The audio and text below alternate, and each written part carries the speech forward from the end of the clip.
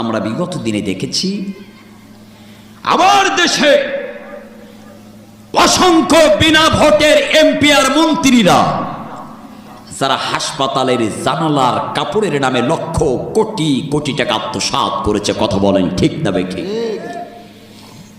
এই দেশের যারা দিনের ভোট রাতে করে এমপি হয়েছে তারা বালিশের নামে লক্ষ কোটি কোটি টাকা দুর্নীতি করেছে। করোনার সময় গরিব অসহায় মানুষের চাউল দেওয়ার জন্য নেতার কাছে চাউল গিয়েছে, তেল গিয়েছে, ওই নেতার খাকের নিচে তেলের বোতল আর চাউলের বস্তা পাওয়া গিয়েছে। এরা কোনোদিনের জন্য মুসলিম উম্মার সঠিক আদর্শবান রাসূলের মূর্ত প্রতীক নেতা হতে পারে না।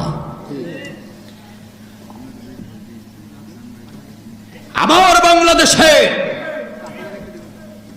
অসংখ্য অবৈধ এমপি মন্ত্রীরা যারা গরিব মানুষের রক্ত পানি করে উপার্জিত সম্পদ, এই সম্পদগুলো যারা নিজের মনে করে নিয়ে গরিব মানুষের মাথার উপরে বসে বসে লক্ষ কোটি কোটি টাকা আত্মসাৎ করে যারা ভারতের বুকে বাড়ি বানিয়েছে, সিঙ্গাপুরের বুকে বাড়ি বানিয়েছে, আমেরিকার বুকে বাড়ি বানিয়েছে, আর কানাডার বেগম পাড়ায় বাড়ি বানিয়েছে, এরা কোনোদিনের জন্য মুসলমানদের আদর্শবান নেতা হতে পারে না।